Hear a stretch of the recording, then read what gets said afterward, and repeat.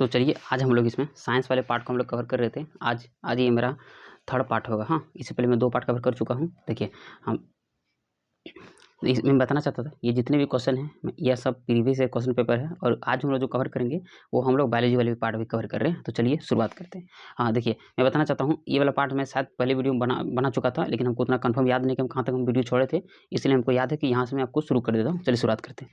हम लोग बात किए थे कि पेनिसिलिन जो है, पेनिसिलिन क्या है, तो पेनिसिलिन एक कवक है। याद रख ले, एग्जाम ऐसे पूछते कि पेनिसिलिन क्या है, एक कवक है, बस इतना याद रह गया।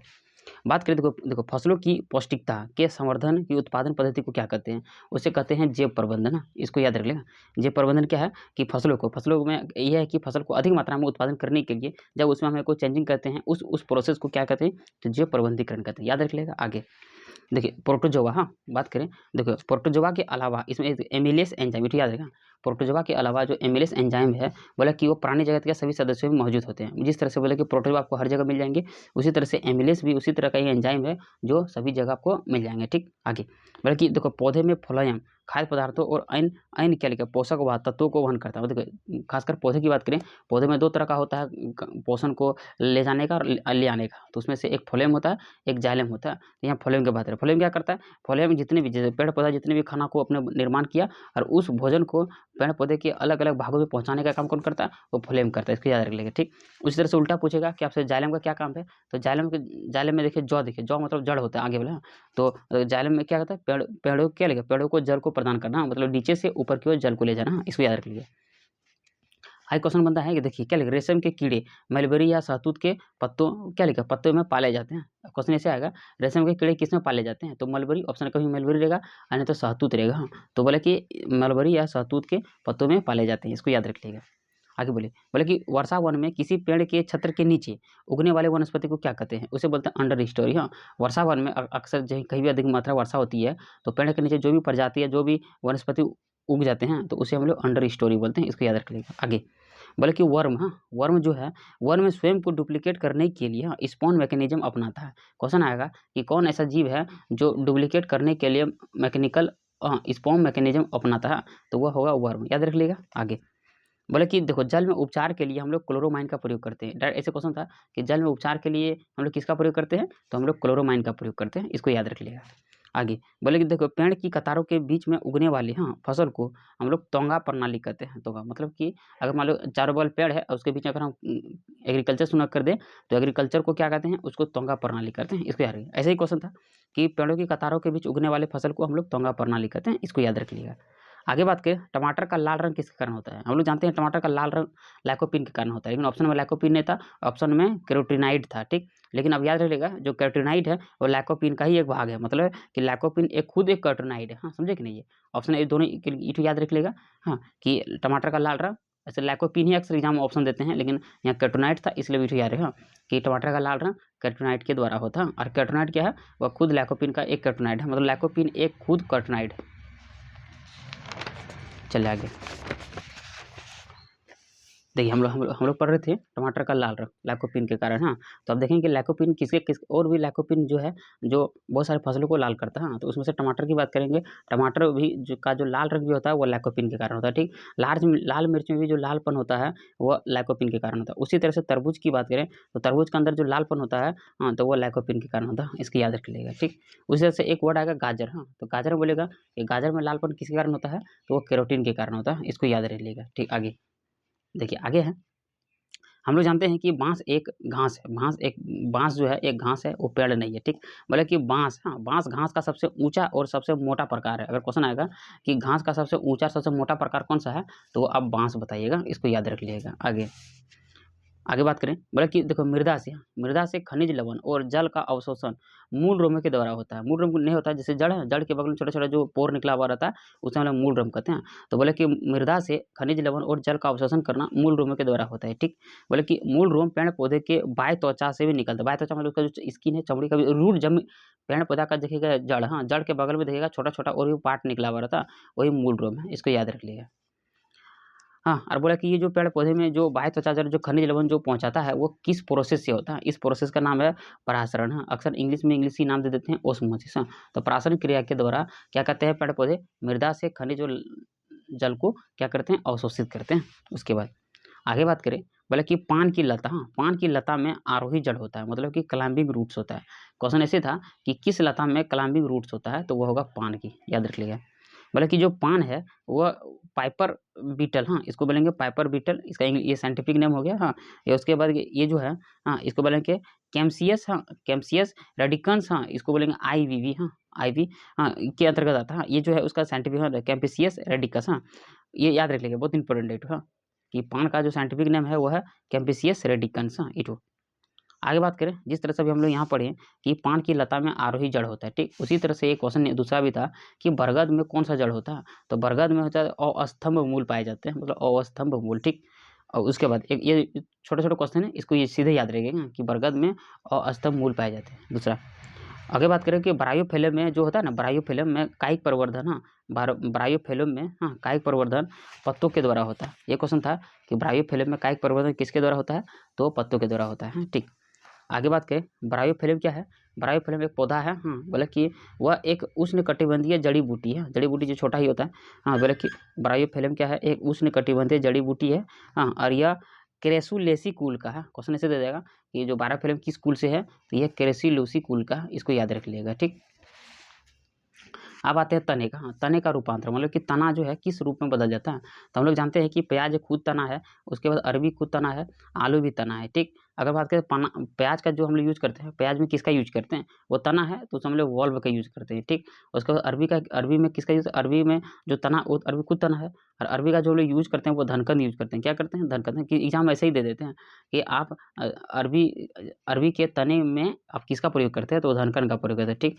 आलू में, आलू खुद तना है, तो आलू में हम लोग तने में किसका प्रयोग करते हैं, आलू में हम लोग कंद का प्रयोग करते हैं, इसको याद रख लीजिएगा। आगे हम लोग बात करते हैं शकरकंद, हाँ, बोले कि शकरकंद का कंद, हाँ, बोले कि कंद जो है वो जड़ का रूपांतरण है। देखिए यहाँ क्वेश्चन ऐसे 4 का ऑप्शन था, देखिए जैसे कि प्याज का वल हम लोग यूज करते हैं, अरबी का धनकंद यूज करते हैं, आलू का कंद यूज करते हैं, उसी तरह से शकरकंद का कंद भी हम लोग यूज करते हैं, लेकिन शकरकंद जो है वो जड़ है, हाँ, वो जड़ का रूप है। आगे आती है, बोले कि देखो पत्ता गोभी जो है, पत्ता गोभी खाद्य पदार्थों का संग्रह पत्तियों में करता है। ये तो बड़ा इजी क्वेश्चन है, इटनॉल पकड़ लेंगे, हाँ, पत्ता गोभी करता है। लेकिन यहाँ से क्वेश्चन बनेगा कि अगर पत्ता गोभी क्या क्या होता है, तो उसमें विटामिन के, विटामिन सी, उसमें रेशा होता है, कैल्शियम होता है और पोटेशियम होता है। तो ये सब इंपॉर्टेंट है कि पत्ता गोभी में आपको ये सब पदार्थ मिल जाएंगे, ठीक। आगे देखिए कॉफ़ी, हाँ, कॉफ़ी बोलो, कॉफ़ी, कोको या कोला, हाँ, बोला कि कोलागिरी में प्राकृतिक रूप से उसमें एल्कलाइड कैफीन मिलाया जाता है। बस इतना है कि जितने भी कोको कोला या जो ठंडा हम लोग पीते हैं उसमें मीठापन जो है वो कैफीन का, मतलब कि मीठापन मत दिए, कैफीन क्या हुआ आपको, मतलब कि आपको एक्टिव करता है कि हाँ पिए, पूरा मूड फ्रेश हो गया, ठीक है। तो एल्कलाइड कैफीन होता है, इसको याद रख लें। कॉफ़ी हो गया, कोको हो गया, या कोलागिरी हो गया, इसमें कैफीन होता है। जैसे आप कॉफ़ी पीने के बाद कैसे आपको अच्छा लगता है, तो उस तरह से उसको अच्छा लगने का कारण क्या है, तो उसके अंदर कैफीन होता है, इसको याद रख लीजिएगा, ठीक। बोले कि यूकेलिप्टस जो है ये विश्व का सबसे लंबा पौधा, हाँ, देखिए ऑप्शन में यूकेलिप्टस को ही सबसे विश्व का सबसे लंबा पौधा होता है, लेकिन अगर बात करें आपको जहाँ कहेगा रेड वुड भी अगर ऑप्शन में होगा, तब रेड वुड को ही पहले मारिएगा, बाद में तब यूकेलिप्टस मारिएगा, क्योंकि रेड वुड जो है वह विश्व का सबसे लंबा पौधा, उसके बाद यूकेलिप्टस आता है। चलिए आगे, चलिए आगे दिख रहा होगा, हाँ। अब आते हैं अमरबेल के बारे में, जिसे हम लोग कस्कूटा कहते हैं। देखिए अमरबेल, हाँ, अमरबेल देखे होंगे कि किसी भी पेड़ में देखना तो पीला टाइप आपको नजर आएगा, पतला पतला, हाँ। तो बोले कि अमरबेल क्या है, अमरबेल एक पूर्ण तना परजीवी है। ये तो याद रखिएगा, हाँ, क्वेश्चन था कि अमरबेल क्या है, तो अमरबेल एक पूर्ण तना परजीवी है। ये तो पूरा वर्ड पकड़े, हाँ, अमर पूर्ण तना मतलब कि उसका तना ही काम नहीं करना बंद कर देता है, सुना, वह पूर्ण तना परजीवी है, ठीक। देखिए बोला कि अमरबेल जो होता है प्रारंभ में जड़ होता है, मतलब प्रारंभ में उसके अंदर जड़ होता है, हाँ, प्रारंभ में अमरवेल के अंदर प्रारंभ में जड़ होता है, ठीक। लेकिन बोला कि ये इसका तना जो है पूर्ण परजीवी होने के कारण, हाँ, मतलब तना ही इसका परजीवी होता है, जिसके कारण यह जड़ विहीन हो जाता है, मतलब उसका जड़ रहता नहीं उसके अंदर, ठीक। अब वो फिर आखिर जब जड़ रहे तो खाना कैसे करता है, तो जो अमरवेल है, हाँ, अमरवेल क्या करता है, अमरवेल जो है उसके अंदर ऐसा मतलब यहाँ देखिए उसके द्वारा चुस्कांक लिखा, हाँ, इसको अब क्या लिखा है, ऑस्टोरिया बोले, हाँ। तो उसके अंदर ऐसा मतलब कि ऐसे उसके बॉडी के अंदर फंक्शनिंग होता है, खासकर तना में। बोला कि पौधे के अंदर वो जाइलम और फ्लोएम को लेना, मतलब कि देखिए वो क्या है, पहली बात ये है कि वो पौधे में लिपट जाते हैं, और लिपटने के बाद पौधे में ही अपना, जैसे कि जिस तरह से मच्छर किस तरह से हम लोग का बॉडी से खून निकाल लेते हैं, उसी तरह से ये क्या करते हैं, अमरबेल पेड़ों में चिपक जाता है, और पेड़ों के शाखाओं में भी ये अपना इंजेक्ट, मतलब कि जो चुस्कांक है या हॉस्टेरिया है वो पौधे के अंदर डाल देते हैं, और पौधे से ही जाइलम और फ्लोएम को कंज्यूम करना शुरू कर देते हैं, और लास्ट में वो अपना क्या अपना भोजन को सर्वाइव करते हैं। तो ये समझ आएगा, अब ये पढ़ लीजिएगा, ये बहुत इंपॉर्टेंट, हाँ। बस अब पहले ये इंपॉर्टेंट है कि अमरबेल क्या है, वह पूर्ण तना परजीवी है। ये बहुत इंपॉर्टेंट है।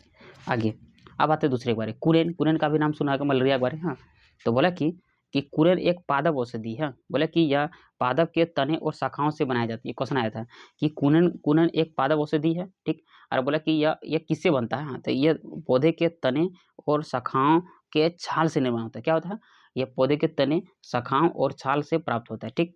बोले कि कुरेन क्या है, कुरेन जो है वह सिनकोना नामक पादप से प्राप्त किया जाता है। किससे, सिनकोना नामक पादप से, ठीक। और कुरेन का प्रयोग हम लोग करते हैं किसमें, तो कुरेन का प्रयोग हम लोग मलेरिया के इलाज में हम लोग करते हैं। इसको याद रखिएगा, ठीक। आगे देखिए, हम लोग चमड़ा उद्योग में बात करें तो बोलता है कि चमड़ा उद्योग में चमड़ा को साफ करने के लिए हम लोग किसका प्रयोग करते हैं, मतलब किसका वनस्पति उत्पाद का प्रयोग करते हैं। जैसे केमिकल तो बहुत सारे यूज करते हैं, लेकिन बोला कि किस वनस्पति उत्पाद का प्रयोग करते हैं, तो उसमें हम लोग टेनिन का यूज करते हैं। क्या करते हैं, टेनिन का। चमड़ा उद्योग में टेनिन का उपयोग करते हैं। क्यों करते हैं, बोले कि ये चमड़ा शोध, बोले कि चमड़ा को साफ करने में हम लोग टेनिन का प्रयोग करते हैं, ठीक।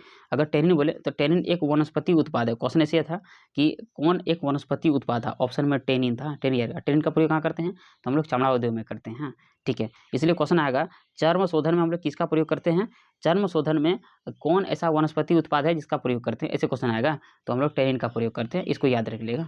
ये वाला पार्ट आपको समझ में आ गया होगा। आगे अब आते दूसरा बात है कि देखो प्याज में जो हम लोग खाते हैं, देखो हम लोग पता है कि प्याज क्या है, प्याज एक तना है। हाँ, प्याज का हम लोग तना का भाग प्रयोग करते हैं, ठीक। और बोला कि इस तने को सलकंद कहा जाता है। सलकंद, देखिए इंग्लिश पढ़िएगा, बल्ब। हाँ, ऑप्शन में अक्सर यही बल्ब लिख देता है, हिंदी में ही बल्ब लिख देगा। हाँ, अरे हिंदी सलकंद पड़ेगा कि जो प्याज में हम लोग जो खाने वाला भाग है वह सलकंद है या बल्ब है। आगे बोला कि किसी वृक्ष की अधिक क्या लिखा है, किसी वृक्ष की अधिकतम हानि उसके छालों को नाश करके किया जा सकता है। अगर बोला कि किसी वृक्ष को अगर बर्बाद करना है या उसको विनाश करना है, नाश करना है, तो उसको कैसे मारा जाए। हाँ, तो उसको छाल को हम बर्बाद कर देंगे। मतलब बोला कि अगर किसी वृक्ष का छाल को अगर हटा देंगे तो वह वृक्ष स्वतः ही मर जाएगा। हाँ, मतलब बोला ऐसा क्यों मर जाएगा, कारण है कि उसके अंदर फ्लोएम, हाँ उसके अंदर फ्लोएम, हाँ उसके अंदर फ्लोएम का अभाव हो जाता है। देखिए हम लोग पढ़े थे, पेड़ों में दो तरह का होता है, भोजन को पहुंचाने का और जल को अवशोषित करने का। एक होता है जाइलम, एक होता है फ्लोएम। हाँ, तो उसमें बोले कि फ्लोएम डिस्टर्ब हो जाता है। फ्लोएम का क्या काम है, फ्लोएम का काम क्या है कि पत्तियों के द्वारा जो भोजन बनाएगा वो कहाँ करना, वो पौधे के अलग अलग भागों में पहुंचाना, ठीक। लेकिन जब जड़ ही खत्म हो जाए, उसका जो चमड़ी, मतलब चमड़ी मत बोलिए, हाँ उसका खाल जो अगर खराब हो जाएगा पेड़ का, हाँ तो वो क्या होगा, तो उसके द्वारा फ्लोएम का जो प्रोसेस है वो बाधित हो जाएगा, जिसके कारण पौधे के सभी पार्टों में भोजन नहीं पहुंच पाएगा। जिसके कारण क्या होगा, मतलब वो डैमेज होना शुरू हो जाएगा और लास्ट में स्वतः ही पेड़ मर जाएगा, ठीक।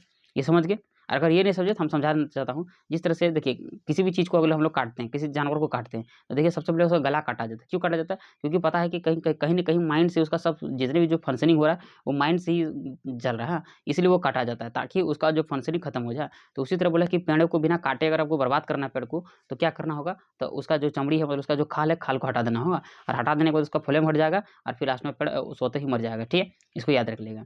अब आते हैं पौधे में। हाँ, अब बोले कि फ्लोएम क्या करता है, पौधे में देख सकते हैं। हाँ, ये पौधे में हम बता दिए कि पौधे के में फ्लोएम जो काम है, वो पौधे में जितने भी जो खाने का जो निर्माण होता है पत्ती के द्वारा, वो खाने पहुँचाने का काम फ्लोएम करता है, ठीक। उसी तरह से हम लोग जानते हैं पौधे में एक जाइलम भी होता है। आखिर जाइलम का क्या काम है, तो जाइलम क्या करता है, जाइलम जल से और जितने भी जो न्यूट्रिएंट्स हैं ज़मीन में है उसको पहुँचाने का काम जाइलम करता है। इसको याद रखिएगा।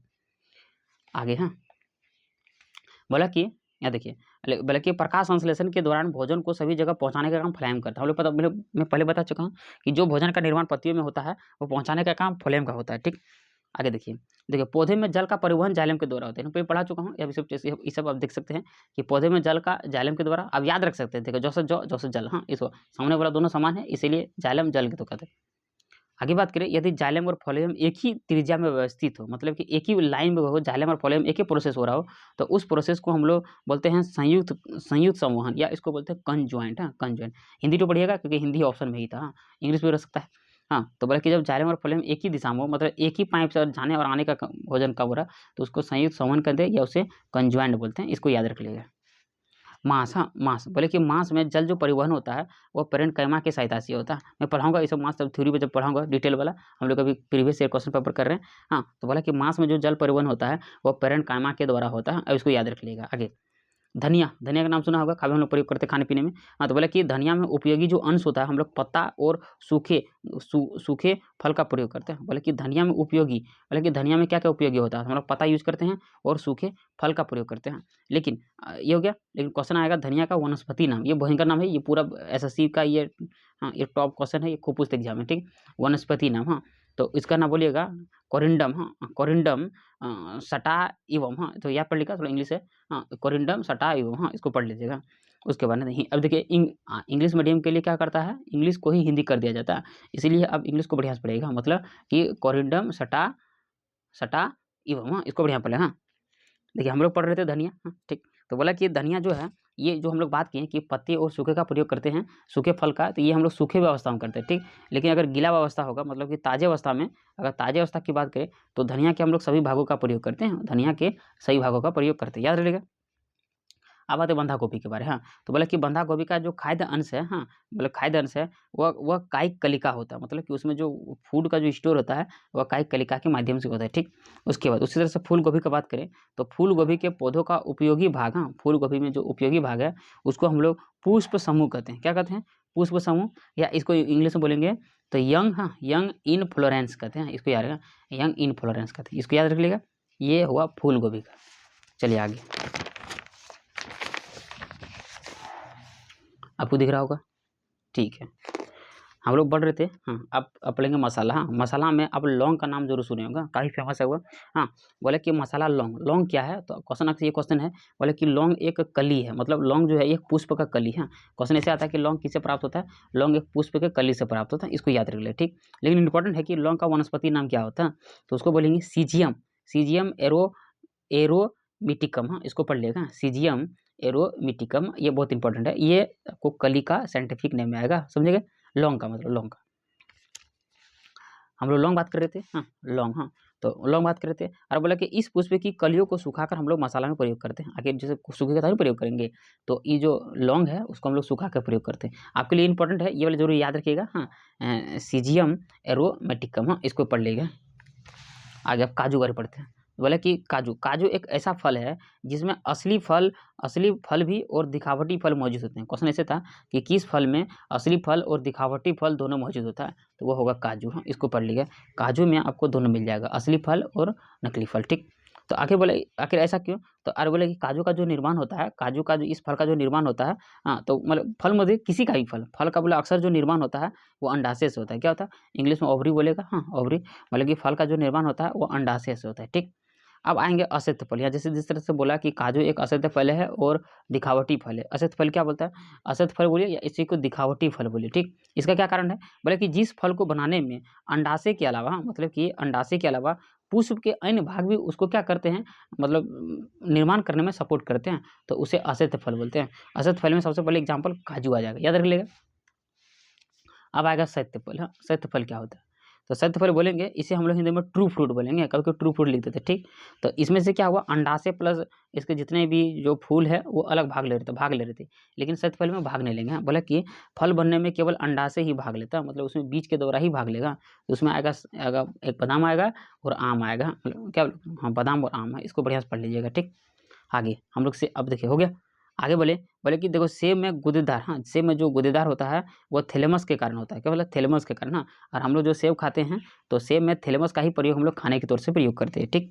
और ये होता है, हाँ, इसी को थैलेमस बोलिए या इंग्लिश में बोलेंगे फेलेसी थैलेमस, हाँ नाम वही लिखा हुआ हिंदी वाला, ठीक। आगे देखिए उसी तरह से सेब में जिस तरह से गुदेदार थैलेमस का प्रयोग करते हैं, उसी तरह से नाशपाती में भी गुदेदार थैलेमस होता है, मतलब नाशपाती और सेब में सेम थैलेमस होता है जो हम लोग खाने में यूज करते हैं, इसको देख सकते हैं। चलिए आगे देख सकते हैं, हम लोग सेब पढ़ रहे थे, हाँ तो बोला कि इसीलिए सेब को हम लोग एक आभासी फल बोलते हैं, क्या बोलते हैं, सेब एक आभासी फल है, ठीक। बोले कि इसे एक गुदेदार पोम फल के भी नाम जाता है, ऐसे क्वेश्चन आएगा कि आभासी फल किसे कहते हैं, तो सेब को। पोम फल के नाम से किसे जाना जाता है, तो सेब को, इसे पढ़िएगा। और पोम क्या है, पोम एक क्या लिखा, उपांगीय फल है, मतलब कि उपांगीय मतलब कि आपको एक ही अंग उसको नजर आएगा, हाँ आपको उपांगीय वर्ड पढ़िएगा क्योंकि एग्जाम में यही ऑप्शन था, ठीक। पोम क्या है, पोम एक उपांगीय फल होता है, ठीक। उसके बाद सेब, सेब को बात करें, सेब को आभासी या छद्म फल के भी नाम से जाना जाता है, ये जितने भी जो वर्ड है एग्जाम में ऐसे ही वर्ड देते हैं कि आभासी फल सेब हो गया, पोम फल सेब हो गया, उसके बाद उपांगीय फल कौन सा हुआ वो सेब हो गया, आभासी फल कौन हो गया सेब हो गया, छद्म फल कौन सा हो गया सेब हो गया, यहाँ से यही सब कोड वर्ड उठाते हैं एग्जाम सेंटर पर, ठीक है। आगे बात करें, बोले कि इसमें फल, यहाँ इसमें फल जो है वो अंडाशय के अतिरिक्त किसी और संरचना से विकसित होते हैं। देखिए अभी हमें ये इससे पहले मैं बता चुका था, यहाँ देखिए मैं दिखाना चाहता हूँ, अभी हम लोग काजू के बारे में बात किए ना, देखिए काजू के बारे में शो कर रहा है, हाँ ये दिख रहा है काजू, अच्छा नहीं दिखा, मैं इधर से दिखा देता हूँ, देखिए जिस तरह से हम लोग काजू बोले, काजू में बोले कि काजू का जो निर्माण होता है वो किससे होता है, वो मतलब कि जितने भी जो फल है, हाँ, मतलब काजू तो जो था वह था, बोला कि वो असली फल और दिखावटी फल दोनों को वो रिप्रेजेंट कर रहा था, ठीक। और हम लोग देखें कि फल का जो निर्माण अंडाशय से हो रहा था, और असत्य फल हम लोग पढ़ें तो कि उसमें अंडाशय के अलावा पुष्प के अन्य भाग भी निर्माण होते हैं। तो इसमें से काजू था, एक आप सेब भी इसमें एग्जाम्पल में डाल सकते हैं कि ये सेब और काजू भी वही दिखता है, लेकिन सेब से रिलेटेड ज़्यादा क्वेश्चन आ रहा था, हाँ, इसलिए सेब इंपॉर्टेंट था। बोला कि सेब क्या है, सेब एक आभासी फल है, हाँ, इस सेब को हम लोग पॉम फल के नाम से भी जानते हैं, सेब को एक उपांगीय फल के नाम से जाना जाता है, सेब को एक आभासी फल के नाम से जानते हैं, या इसे छद्म फल के नाम से जाना जाता है। तो सेब से रिलेटेड काफ़ी इंपॉर्टेंट क्वेश्चन बनते हैं आगे। और थोड़ा और बता देता हूँ, सेब पढ़ते हैं। बोला कि इसमें जो है ना, इसमें फल अंडाशय के अतिरिक्त किसी और संरचना से विकसित होता है, इसको देख लीजिएगा। आगे आते हैं, अब हम लोग पढ़ दिए, सेब के पुष्प के पुष्पासन से विकसित होता है। अगर बोलेगा सेब किससे विकसित होता है, तो सेब पुष्प के पुष्पासन, फूल से आगे वो सेब बनते हैं, ठीक। आगे देख सकते हैं, बोले कि सबसे छोटा पुष्पीय पौधा अगर पूछा जाएगा वुल्फिया होगा, हाँ, वुल्फिया, समझ आएगा, सबसे छोटा पुष्पीय पौधा होगा वुल्फिया, हाँ, ये बोले। उसके बाद इसमें इसे अलग नाम से भी जाना जाता है, इसे वाटर मिल के नाम से जाना जाता है, और इसे डकबीट, हाँ, डकबीट के नाम से, ये बहुत इंपॉर्टेंट है, हाँ, कि सबसे छोटा वुल्फिया हो गया, हाँ, वुल्फिया, और इसे वाटर मिल और डकबीट के नाम से हम लोग जानते हैं। देखो, और इस वुल्फिया को जलीय पौधा के नाम से भी जाना जाता है। क्वेश्चन आएगा जलीय पौधा किसे कहते हैं, तो वुल्फिया को। देखो कोको, हाँ, कोको हो गया, चॉकलेट हो गया, बोले कि छोटे वृक्ष से प्राप्त होता है। क्वेश्चन ऐसे था कि कोको और चॉकलेट किससे प्राप्त होता है, तो छोटे वृक्ष से प्राप्त होता है। ये छोटे वृक्ष क्या है, बाहर लिखेंगे थियोब्रोमा, हाँ, थियोब्रोमा कोको, हाँ, ये थियोब्रोमा कोको छोटे वृक्ष से, यह हमेशा, देखो ये जो है ना, क्वेश्चन आएगा कि कोको या चॉकलेट जो हम लोग प्राप्त करते हैं वो किस वृक्ष से करते हैं, तो उसका एक वृक्ष का नाम है थियोब्रोमा, हाँ, थियोब्रोमा कोको से हम लोग प्राप्त करते हैं, ठीक। और बोला कि ये हमेशा हरा भरा रहता है, ये जो पेड़ है वो हमेशा हरा भरा रहते हैं और ये छोटे होते हैं, इसको याद रख लीजिएगा। आगे अब हम लोग देखें, आगे पढ़ेंगे तो मॉर्फिन, हाँ, मॉर्फिन, बोला कि मॉर्फिन जो है हमें हफीम के पौधे से प्राप्त होता है। ये क्वेश्चन था, ये मॉर्फिन किससे प्राप्त होता है, वो हफीम के पौधे से प्राप्त होता है, इसको याद रख लीजिएगा, ठीक। अफीम जो है, अफीम जो है पौधे के फल, हाँ, फल आवरण से क्या लिखा, फल का जो आवरण है गोल वाला, उससे ये मॉर्फिन को हम लोग निकालते हैं। बस ये रह गया, मॉर्फिन का निर्माण किससे होता है, मतलब हफीम से होता है। बस इसलिए आपके लिए इंपॉर्टेंट यही है, ठीक। एक क्वेश्चन आएगा दालचीनी से रिलेटेड, हाँ, बोले कि दालचीनी एक मसाला है। क्वेश्चन आएगा दालचीनी क्या है, तो वह एक मसाला है, ठीक। और बोले ये इसका फायदा क्या है, और जो दालचीनी है वो हम लोग पेड़ों के छाल से प्राप्त करते हैं। किससे करते हैं, पेड़ों के छाल से प्राप्त करते हैं, ठीक। और बोलेगा दालचीनी है, इसको हम लोग बोलेंगे सिनामोन, हाँ, सिनामोन बोलेंगे, सिनामोन, हाँ। बोला कि एक छोटा सदाबहार वृक्ष है। अगर थोड़ा इसे कंडीशन आएगा कि जो खासकर ऐसे आपसे ही पूछेंगे, ज़्यादा नहीं पूछेंगे, जो दालचीनी है वो क्या है, वो एक मसाला है और वो पेड़ों के छाले से प्राप्त करता है। बस ये खत्म हो गया। आगे थोड़ा देख लीजिएगा, दालचीनी को सिनामोना कहा जाता है, सिनामन, हाँ। बोला कि ये एक छोटा सदाबहार पेड़ है, ठीक। इसका हाइट वेट की बात करें, ये 10 से 15 फीट, 10 से 15 मीटर तक आपको ऊंचा मिलेगा, हाँ। और ये इंपॉर्टेंट है, ये आ सकता है, हाँ, ये आ सकता है छाल से रिलेटेड। दालचीनी पढ़ रहे थे, बोला कि यह लोरेसी, हाँ, लोरेसी परिवार के अंतर्गत, ये लोरेसी कुल के अंतर्गत आते हैं दालचीनी, लोरेसी कुल के आते हैं। और ये आपको श्रीलंका और दक्षिण भारत में, जैसे इस तरह बांट दो, ये पूरब हो गया, ये पश्चिम हो गया, उत्तर हो गया, दक्षिण, हाँ, केरल होगा, तमिलनाडु, इधर आपको एरिया में ये सब मिल जाएंगे दालचीनी, इसको याद रखिएगा। आगे बात करें, मतलब कि वाणिज्यिक मूल्य, हाँ, वाणिज्यिक मूल्य या कॉर्क, कॉर्क क्वेसस इंग्लिश है, हाँ। मतलब कि वाणिज्यिक मूल्य कहा कॉर्क, हाँ, क्वेसर सुबेर नामक पौधे की छाल से प्राप्त करते हैं। देखिए ये देख सकते हैं, क्वेश्चन था कि वाणिज्यिक मूल्य, हाँ, जैसे कॉमर्शियल यूज में जो हम लोग कॉर्क यूज करते हैं, कॉर्क हम लोग क्रिकेट खेलने वाला है, ये बैडमिंटन में खासकर, हाँ। तो बोले कि इसका जो कहते हैं ये किससे प्राप्त करते हैं, ये है क्वेकर्स सुबेर नामक पौधे से प्राप्त करते हैं। इटू वर्ड पड़ेगा, क्वेकर्स सुबेर नामक पौधे से हम लोग प्राप्त करते हैं, ठीक, नामक पौधे के छाल से प्राप्त करते हैं। अब थोड़ा आते हैं दूसरा, हाँ, अब आते हैं परिस्थिति के बारे में। हम लोग पढ़े थे, सब ज्योग्राफी में पढ़ सकते हैं, मैं पढ़ाऊंगा इस लेक्चर भी। परिस्थिति को अगर बांटे तो उसका दो टाइप्स है, हाँ। एक होता है जैविक, जैविक मतलब सजीव से रिलेटेड, और अजैविक मतलब निर्जीव से रिलेटेड, ठीक है। अब बोलेगा जैविक में कौन कौन है, सजीव मतलब उत्पादक कोई भी होगा वो सजीव ही होगा, ठीक। उत्पादक होगा, उपभोक्ता भी होगा, कहीं ना सजीव होगा, हाँ। और अपघटक मतलब कीड़ा मकोड़ा भी जो भी है वो कहीं ना कहीं सजीव ही है, हाँ। तो हम लोग पारिस्थितिकी को दो भाग में बांटते हैं, एक जैविक और एक अजैविक, ठीक। जैविक क्या हुआ, जैविक सजीव हुआ, सजीव के अंतर्गत उत्पादक, उपभोक्ता और अपघटक आएंगे, और अजैविक, हाँ, तो अजैविक के अंतर्गत हम लोग क्या होगा, सब मरा हुआ सब आएंगे, निर्जीव, जिसे हम लोग जल, वायु, मृदा और प्रकाश बोलते हैं, और बहुत सारे होते हैं, लेकिन अब इतना याद रख लीजिएगा। अब क्वेश्चन ये आएगा, पारिस्थितिकी का जो सबसे पहले जो प्रयोग किया वो किसने किया, हाँ, तो वह ए जी टॉन्सेले ने किया, हाँ, इटो पढ़ लेगा। पारिस्थितिकी का शब्द का प्रयोग ए जी टॉन्सेले ने किया था, इसको पढ़ लीजिएगा। तो अब आते हैं आलू से रिलेटेड, हाँ, आलू, हाँ क्या है, आलू एक तना है, अगर पूछे तो आलू एक तना है या तो डंठल, दोनों ऑप्शन लिखा था, आलू एक तना है या डंठल है, हाँ, उसको तना बोलेगा, ठीक। और बोला कि लौंग हम लोग पढ़ चुके हैं, लौंग हाँ तो फूल की कली से प्राप्त करता है, हम लोग पढ़ चुके हैं इसके बारे में, ठीक। बोला कि प्याज में खाने जाने वाला पदार्थ जो है वो प्याज में जो खाद्य पदार्थ होता है वो सेलुलोज के रूप में संचित होता है। हाँ, प्याज में खाने वाला जो पदार्थ होता है, हाँ देखिएगा, हाँ बोला कि प्याज में जो खाने वाला जो पदार्थ होता है वह सेलुलोज के रूप में क्या होता है, संचित होता है, मतलब जमा होता है, ठीक।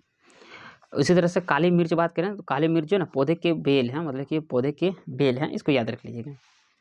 अब आते हैं इधर से, बोला कि चमड़े का बेल्ट, हाँ बोला कि चमड़े का जो बेल्ट है वो जैव निम्नीकरण, बोले समझा तो जैव निम्नीकरण क्या है। जैव निम्नीकरण वह होता है जो मतलब कि सड़ गल के वो खत्म हो जाए, ठीक। तो उसमें से देखिए ये लिखा था, तो बोला कि इसे जैव, अब ये जैव निम्नीकरण होगा तो कौन, जैव अनम्नीकरण, देखिए ऑप्शन है अनम्नीकरण, जैसे रजत पन्नी हो गया, हाँ लोहे का कील हो गया, प्लास्टिक हो गया, यहाँ देखिए ये चमड़े का भाग दिया था, ऐसे ऑप्शन था 4 को दिया देता कि कौन जैव निम्नीकरण, हाँ तो उसमें से कौन गलने वाला है, तो चमड़ा गलने वाला है, बाकी ये तीनों गलने वाला नहीं, इसलिए ऑप्शन ये था, सुना समझ गए होंगे। और जो देखो जो जो जैव अनम्नीकरण होते हैं वो अधिक मात्रा में प्रदूषक को फैलाते हैं, याद रखिए। बोलेगा देखो अजैव, बोले अजैव निम्नीकरण अवशिष्ट से छुटकारा पुनः क्या लेगा, पुनः चक्रण या सर्वोत्तम का उपाय है, जैसे कि हम लोग पढ़े ना, जो जितने भी जो अजैव होता है उसका जैव निम्नीकरण हम लोग बोलेगा, क्वेश्चन आएगा, तो जितने भी जो अजैव निम्नीकरण, अजैव मतलब कि खासकर जो सड़ने गलने वाला नहीं है, ठीक। बोले कि उसको अगर बोला कि अवशिष्ट मतलब कि जो गंदगी हम लोग करते हैं, ठीक, तो गंदगी से छुटकारा पाने के लिए हम लोग कौन सा मेथड सबसे उपयोग है, तो वो है सबसे बढ़िया मेथड है पुनः चक्रण का मेथड, मतलब कि उस पदार्थ को बार बार आप यूज कीजिए वही अच्छा रहेगा, लेकिन हम लोग क्या करते हैं एक बार प्रयोग करके उसको फेंक देते हैं, इससे क्या होता है, पर्यावरण पॉल्यूशन हो रहा है, ठीक। आगे बात करें, बोला कि हाँ, बोला कि वातावरण में ऑक्सीजन की मात्रा हमेशा हमेशा नियत रहती है, हम लोग जानते हैं कि ऑक्सीजन आपको हर जगह लगभग समान मिलेंगे, नीचे में ऊपर जाएगा तो घट जाएगा, बोले कि वातावरण में ऑक्सीजन की मात्रा हमेशा समान रहती है, नियत रहती है, इसका कारण क्या है, तो बोले कि इसका उत्पादन कौन करता है, तो इसका उत्पादन हमेशा पौधा करते रहता है, वो हमेशा ऑक्सीजन को प्रोड्यूस करते रहते हैं, जिसके कारण ऑक्सीजन का जो मतलब ऑक्सीजन का जो लेवल है वो हमेशा समान रहता है, ये वाला पार्ट आप समझ गए होंगे। चलिए आगे,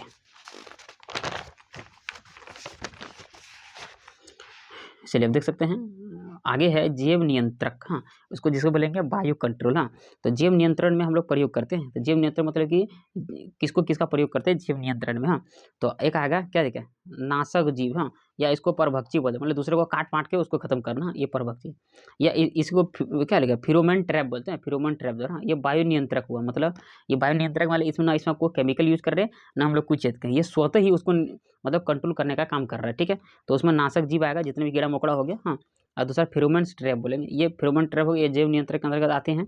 उसके बाद नीम के निचोड़े का प्रयोग, नीम का प्रयोग अगर करेंगे तो वह जैव नियंत्रण के तौर से करते हैं, मतलब कीड़े मकोड़े को हटाने में इसका प्रयोग करते हैं, ठीक। बोले कि जैव नियंत्रण का अर्थ है कीटों का नियंत्रण करना जैविक तरीके से मतलब कि किसी भी तरह से केमिकल का प्रयोग किए बिना, हाँ, इसको याद रख लेंगे आगे। अगर बात उसी तरह से बोले रासायनिक नियंत्रण क्या होता है, तो उसको अगर रासायनिक नियंत्रण करेंगे उसमें कहीं न कहीं हम लोग क्या करेंगे, कीटनाशक का प्रयोग करना शुरू कर देंगे, कीड़ानाशी का प्रयोग करना शुरू कर देंगे, इसको याद रख लेगा। अब आते हैं लाइकेन के बारे में, आपको दिख रहा होगा लाइकेन, हाँ तो बोला कि लाइकेन क्या है, लाइकेन, हाँ लाइकेन बोलिए या इसको सेक बोलिए, अलग नाम से दिया हुआ लाइकेन बोलिए सेक बोलिए, यह बोला कि एक सहजीवी है, मतलब सहजीवी मतलब यह मतलब कि ये 2 आदमी से मिल के रहता है, सहजीवी मतलब कि एक दूसरे से मिलजुल कर रहना, ठीक।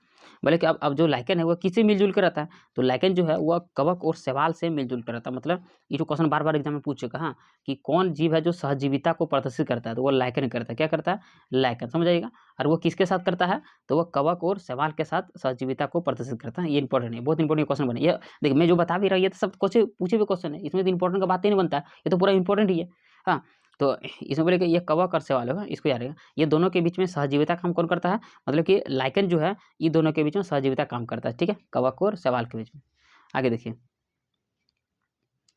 कवक का बात है, आज देखिए जिस तरह से बोले कि लाइकेन जो है दोनों के मिलकर रहता है, तो देखिए अब कवक क्या करता है, कवक जो है बोले ना कवक का शैवाल मिलकर रहता है लाइकेन, तो बोले कि कवक क्या करता है, देखिए लाइकेन को अलग मत पढ़िए, लाइकेन मतलब ये एल्गी, हाँ एल्गी हुआ ना, एल्गी ये शैवाल होगा, और कवक, हाँ लाइकेन को देखिए, तो बोले कि कवक क्या करता है, तो कवक क्या करता है, कवक जल और पोषक तत्व प्रदान करता है, किसको, शैवाल को, हाँ मतलब ये बता रहा है कि जल और पोषक तत्व प्रदान करता है, ठीक। लेकिन और शैवाल क्या करता है, शैवाल इस जल का प्रयोग करके प्रकाश संश्लेषण के माध्यम से भोजन का निर्माण करता है, और दोनों मिलकर खाना शुरू करता है, मतलब ये पानी उनी पहुंचाता है, ये भोजन का निर्माण, दोनों मिलकर क्या करता है, भोजन करना शुरू करता है, ठीक है। बोले कि लाइकेन एक एल्गी का एक एल्गी का एक फंगस के बीच में सांकेतिक संबंध को निर्मित करता है। मतलब कि देखिए एल्गी है ना, शैवाल एक एल्गी है और ये दोनों मिलकर क्या करता है, एक दूसरे का एक सहजीविता को प्रदर्शित करता है, दोनों मिलजुल के रहते हैं, इसको याद रख लीजिएगा।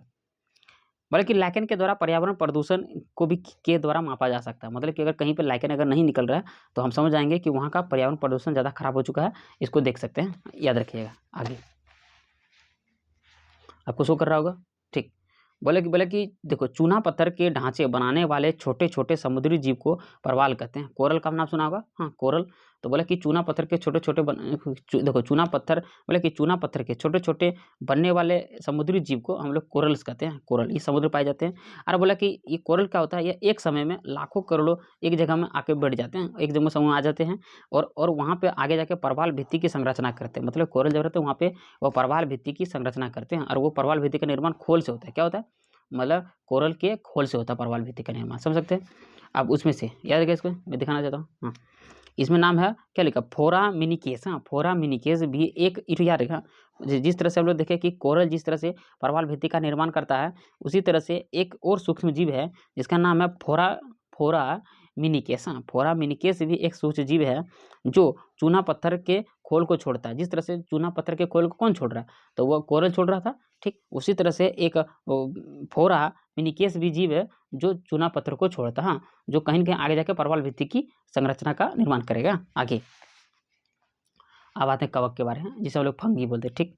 कवक का बात करें तो बोला कि कवक जो है वो वनस्पति जगत के गैर हरित विषम पोषित है। मतलब कवक जो है वो गैर हरित, मतलब कि वनस्पति जगत के गैर हरित विषम पोषित है। क्वेश्चन डायरेक्ट था कि कवक जो है कौन ऐसी जीव है जो गैर हरित विषम पोषित है, वह कवक था, ठीक।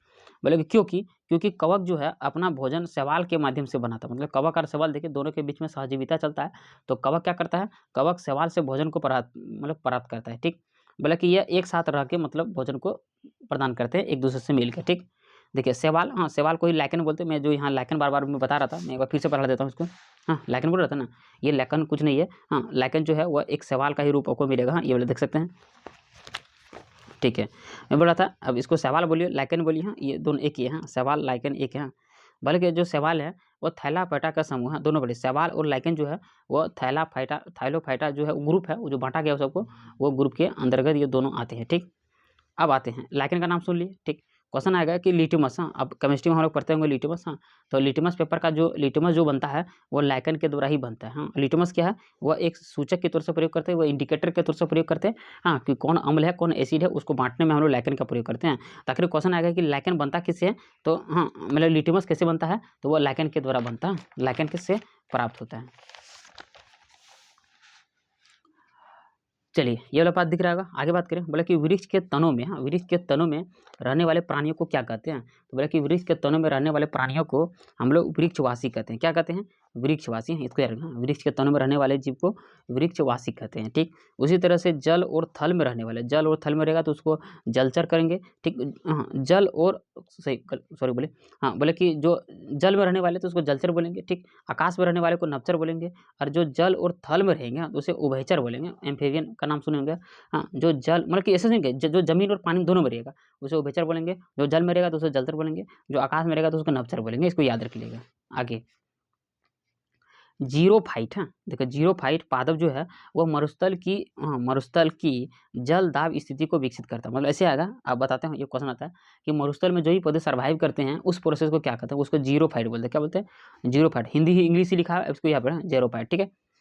छाल, छाल जो है, छाल वल्प पर उगने वाले कवकों को क्या लिखा, वल्कवासी कहते हैं। छाल समझ रहे, छाल जो है, हाँ किसी भी पेड़ के छाल में जो भी अगर कोई भी वल्क मतलब कोई भी अगर चीज उग रहा है, हाँ, तो उसे हम लोग वल्कवासी कहते हैं। नाम ही वल्क लिखा है, बल्कि छाल वल्क पर उगने वाले कवक। हाँ, मतलब कहीं पेड़ पौधा के देखिए कोई भी मतलब छाती उती आपको नजर आ जाएगा, तो बोला कि छाल वल्क पर उगने वाले कवक को हम लोग क्या कहते हैं, उसे वल्कवासी कहते हैं। इसको याद रख लेगा। आगे उसी तरह से क्वेश्चन और भी आएगा। ये हुआ छाल वाल पर उगने वाला कवक, ठीक। उसी तरह से चट्टानों पर जो चट्टान या पहाड़ पर उगने वाला कवक को क्या कहते हैं, उसे शिलावासी कहते हैं। क्या कहते हैं, शिलावासी, ठीक। पशुओं के गोबर में जो उगने वाला जो कवक होगा उसे क्या कहते हैं, उसे सामल रानी कहते हैं। क्या कहते हैं, सामल रानी, ठीक है। और लकड़ी पर जो उगने वाला कवक होगा तो उसे काष्ठ रानी कहते हैं। इसको बढ़िया पढ़ेंगे, काष्ठ रानी। एक मिनट बिल्कुल, यहाँ रानी नहीं होना चाहिए क्योंकि देखो सेंटर सही नहीं बैठ रहा। इसको वासी करो। हाँ, मैं चेक कर देता हूँ, सामल वासी और काष्ठवासी, हाँ इस जगह सही कर देता हूँ, मान लो देख लीजिएगा, अगर मैं होगा फिर से मैं इसको सुधार कर दूंगा। हाँ वासी, क्योंकि रानी उन्हें अच्छा लग नहीं रहा है, हमको लगता है शायद क्योंकि गलती हो जाता है, क्योंकि हम लोग जब सेट करते होंगे हो गया गलती हुआ, फिर से बढ़ाते देखो ना। बोले कि चट्टानों पर जो उगने वाले कवक है उसे शिलावासी वासी आ रहा है ना, उसी तरह से बोले कि पशुओं के गोबर में जो होता है उसे से सामलवासी, हाँ, और लकड़ी पर जो होगा तो उसे काष्ठवासी के नाम से जानते हैं, वासी इसको 100 कर लीजिएगा, काष्ठवासी के नाम से। मैं इसको चेक कर लूँगा, अगर मैं कुछ होगा मैं आपको फिर से अगला वीडियो में इसको कन्वर्ट कर दूँगा फिर से। ठीक है, आगे आप बीओडी का नाम सुने होंगे, इसको बोलते हैं बायोलॉजिकल ऑक्सीजन डिमांड। हाँ, ये क्या है, बोले कि ये जल प्रदूषण को मेजर करता है, मतलब जल प्रदूषण को मापने में हम लोग बीओडी का प्रयोग करते हैं। तो बीओडी मतलब बायोलॉजिकल ऑक्सीजन डिमांड, इसको याद रख लेगा। ठीक, बोले कि देखो पीने के जल का जो बीओडी होता है वो 1 ppm से कम होता है, मतलब कि पीने में जो हम लोग पानी यूज करते हैं वो 1 ppm से कम होता है। ठीक, बोले कि इसे बायोलॉजिकल ऑक्सीजन डिमांड के नाम से भी जानते हैं, मतलब बीओडी को बायोलॉजिकल ऑक्सीजन डिमांड के नाम से जानते हैं। ठीक है, आगे देखते हैं ये कुछ जो कर रहा होगा। ठीक, बोला कि चट्टानी, हाँ, बोला कि क्या लिखे, तो चट्टानी स्तरों पर लाइकन के विकास को सेक्सी कोलस कहते हैं। देखिए चट्टान में जो लाइकन डेवलप हो जाता है तो उसे हम लोग सेक्सी कोलस कहते हैं, इसको याद रखिएगा, सेक्सी कोलस। ठीक, उसी तरह से बात करें वृक्ष की शाखाओं में जो लाइकन का निर्माण हो जाता है उसे कॉट्रिकोलस कहते हैं, कॉट्रिकोलस, हाँ इसमें इंग्लिश वर्ड है, इसको याद रखना। मतलब एक चट्टान में जो उग जाएगा लाइकन उसे हम लोग सेक्सिकोलस करेंगे, और वृक्ष में की जो शाखाओं में जो उग जाएगा लाइकन उसे कॉट्रिकोलस कहेंगे, इसको समझ आएगा। ठीक, उसी तरह से भूमि पर, हाँ, भू सतह पर जो लाइकन का विकास होगा उसे हेरिकोलस कहते हैं। देखिए कोलस कोलस कोलस लिखा हुआ है तीन में, तो बोले कि चट्टान में जो उगेगा तो उसे देखो चट्टान में जो उगेगा उसको सेक्सिकोलस, हाँ, और वृक्ष की शाखाओं में जो उगेगा उसे कॉट्रिकोलस, उसके भू सतह पर जो उगेगा उसे हेरिकोलस कहते हैं, इसको याद रख लीजिएगा। ये वर्ड ये IUCN, हाँ, इंटरनेशनल क्या लिखा, international union for conservation of the nature, हाँ ये लिखा है। बोला कि ये संकटग्रस्त जीवों को क्या करता है, अलग अलग कैटेगरी में डिवाइड करता है। ये टोटल 6 पार्ट में डिवाइड करता है। हाँ, ये मैं अगले पार्ट में इसको बता दूंगा, ये पूरा खाली था मैं इसको भर नहीं पाया। ठीक है, तो IUCN international conservation, international union for conservation of nature, इसको याद रखेगा।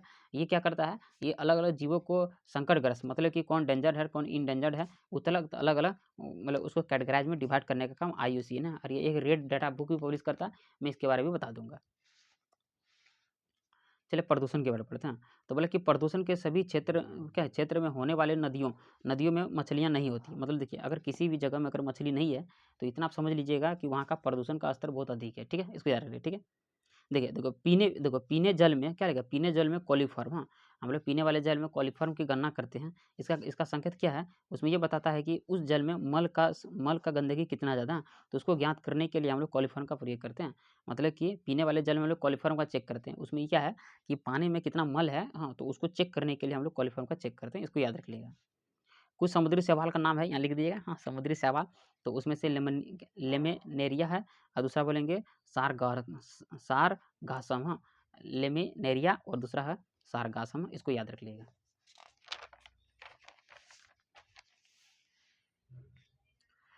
हम लोग पढ़ रहे थे सवाल के बारे, हाँ, तो उसमें से एक आएगा कोलेरा सवाल, हाँ, कोलेरा सवाल का प्रयोग हम लोग क्या करते हैं, अंतरिक्ष अनुसंधान के में प्रयोग करते हैं। तो अंतरिक्ष में जितने भी रिसर्च है उसको प्रयोग के लिए हम लोग क्या करते हैं, हम लोग कोलेरा सवाल का प्रयोग करते हैं, इसको बढ़िया से याद रख लेगा अंतरिक्ष में। ठीक, तो बोला कि ये जो कोलेरा जो है उसका प्रयोग हम लोग क्या करते हैं, भोजन के तौर से करते हैं। क्यों करते हैं, क्योंकि उसके अंदर प्रोटीन होता है 45%, वसा होता है 20%, और कार्बोहाइड्रेट होता है 20%, इसको याद रख लीजिएगा। ठीक, आगे देख रहे हैं हम लोग कोलेरा ही पढ़ रहे थे।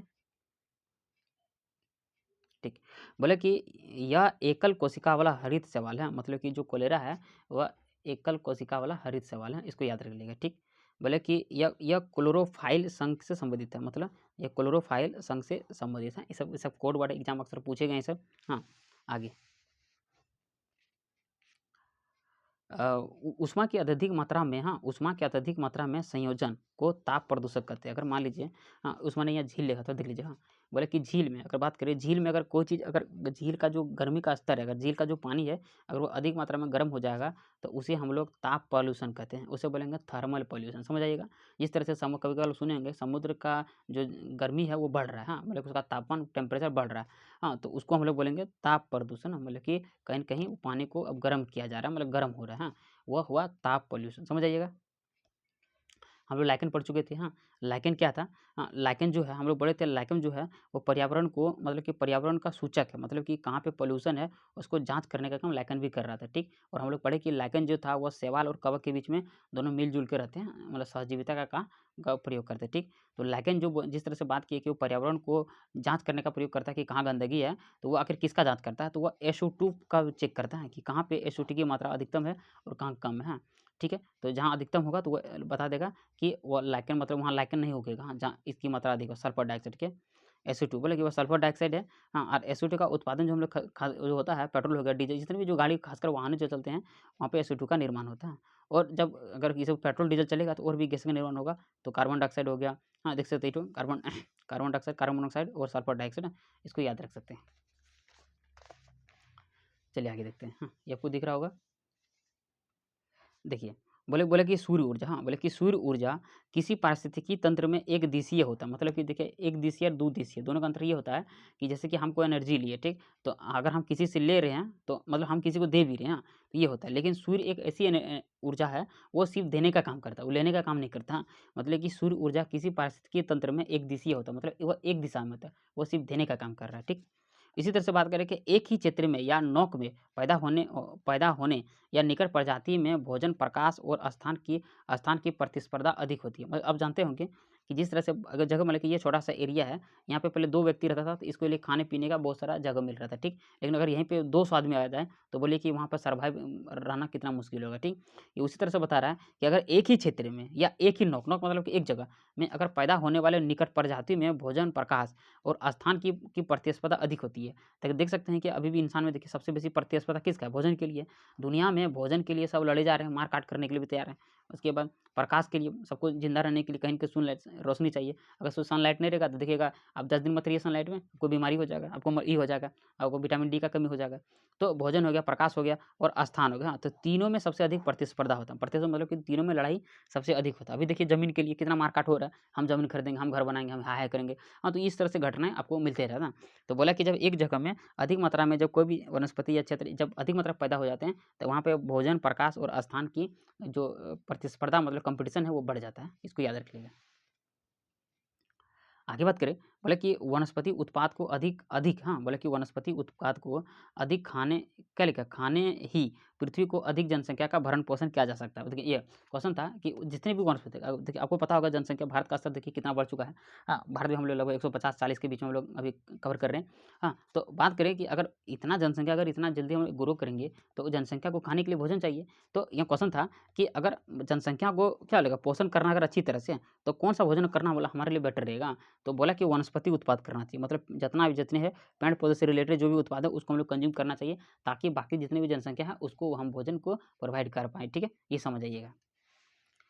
उसी तरह से बात करें हाँ, देखिए बोला कि एक पारिस्थितिकी तंत्र में ऊर्जा का प्रमुख स्रोत सूर्य होता है। मैं पहले बता चुका हूँ और सूर्य में जो ऊर्जा का स्रोत होता है वह एकदिशीय होता है, ठीक है? बोले कि देखिए पादपों ज हम लोग पढ़े कि पारिस्थितिकी तंत्र में जो ऊर्जा का जो प्रमुख स्रोत है वह सूर्य है, ठीक? आखिर जो पौधे होते हैं वह कितना ऊर्जा को कंज़्यूम करते हैं? वह 1 से लेकर 3% तक के ऊर्जा का प्रयोग करते हैं, इसको याद रखिएगा, ठीक है? और उसमें से बाकी जितने बचे 10% शाकाहारी करते हैं, बाकी हम लोग भी यूज़ करते हैं, ठीक? ये क्वेश्चन आया था देखिए देख सकते बोला कि आहार श्रृंखला में प 1 मिनट हाँ।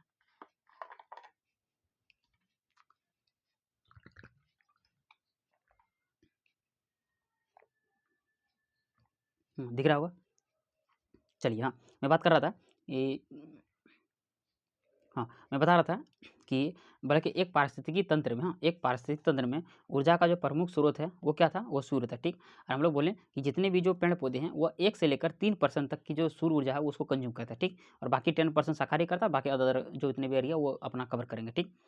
क्वेश्चन था इससे रिलेटेड देखिए आहार श्रृंखला में पादपों के द्वारा प्रयुक्त सौर ऊर्जा कितना परसेंट होती है? तो वह 1% होती है। देखिए यहाँ 1 से 3 तक दिया है, ऑप्शन में 1% था इसलिए लिख दिया हूँ, इम्पोर्टेंट है। आगे देखिएगा, बोला कि देखिए औद्योगिक क्षेत्र में लेड हाँ, बोला कि लेड जो है वो लेड औद्योगिक क्षेत्रों में लेड के लिए क्या लिखा है? परिवेशीय वायु गुणवत्ता का मानक हाँ, देखिए अगर कहीं फैक्ट्री लगाए हैं तो लेड जो अधिक मात्रा में निकलता है वो अगर 24 घंटा में उसका जो वैल्यूड कितना रखा गया 24 घंटा में लेड कितना निकला तो बोला कि वह 1.5 माइक्रोग्राम पर मीटर क्यूब इतना होना चाहिए। मतलब कि कोई फैक्ट्री में लेड कितना का जो प्रोडक्शन हो रहा है, हाँ, उसकी गुणवत्ता मतलब कि इतना तक ही होना चाहिए, उससे अगर कम और बेसी हुआ तो फिर दिक्कत हो जाएगा, मतलब कि ज़्यादा नहीं होना चाहिए। तो गुणवत्ता को मानक रखा गया है कि 1.5 माइक्रोग्राम मीटर क्यूब इतना होना चाहिए, ठीक। लेकिन अगर एक वर्ष की बात करें, वर्ष में बात करें, तो वह लगभग 1 सिर्फ 1 ही होता है, मतलब 1.0 लिखा है, हाँ, तो मतलब कि 1 माइक्रोग्राम मीटर क्यूब होता है, मतलब कि एक साल में इतना एवरेज आना चाहिए और एक दिन में इतना आना चाहिए, इसको देख सकते हैं। क्वेश्चन में ये था, क्वेश्चन वाला कि औद्योगिक क्षेत्र में लीड के क्या लिखा, लेड के निकट प्रवेशी वायु गुणवत्ता का मानक कितना 24 घंटे में होना चाहिए, ठीक है, तो वो था 1.5, ऑप्शन में ये भी था, ठीक है। आगे देखिए जलकुंभी, हाँ, जलकुंभी क्या होता है, जिसे बोलते हैं पिस्टिरिया एस्ट्राटोटियस, हाँ, एस्ट्राटोटियस इसको पढ़िएगा, पिस्टिरिया एस्ट्राटियस, हाँ, इसको पढ़िएगा। बोले कि ये जलकुंभी है, इसे यह एक जलीय पौधा है, ठीक। बोले कि ये एशिया, अफ्रीका और अमेरिका के, हाँ, उष्ण और उपोष्ण कटिबंधीय में ये आपको मिल जाएंगे, ये है जलकुंभी, ठीक। पिस्टिरिया, हाँ, एस्ट्राटियोसिस, हाँ, पढ़ लीजिएगा, थोड़ा इंग्लिश उल्टा पुल्टा वर्ड है, आप पढ़िएगा, ठीक है। उसके बाद प्रजाति की बात करें, ये इंडिया के, हाँ, ये जो जलकुंभी है वो इंडिया में जो प्रजाति का नाम है वो वार के नाम से जाना जाता है, वार, हाँ, हिंदी में ही वार लिखा हुआ था, ठीक है। जो जलकुंभी का जो प्रजाति इंडिया में है उसे वार के नाम से जाना जाता है, ठीक। इसमें होता क्या है, बोले कि इसमें मच्छर के लार्वा को शरण, क्या लिखा, शरण मिलती है, मतलब मच्छर के जो लार्वा है वो जलकुंभी में अधिक मात्रा में शरण कहते हैं, शरण मिलती है। और बोलता है कि और ये फैलेरिया फैलाने का सबसे बड़ा योगदान देते हैं, वो योगदान देते हैं, ठीक है। बोले कि और ये तो इसमें सबसे खासियत बात ये है कि जलकुंभी में, हाँ, ये क्या होता है, इसमें जो फूल होता है, फूल जो होता है, पुष्प जो होता है, वो गर्म मौसम में होता है, ठीक।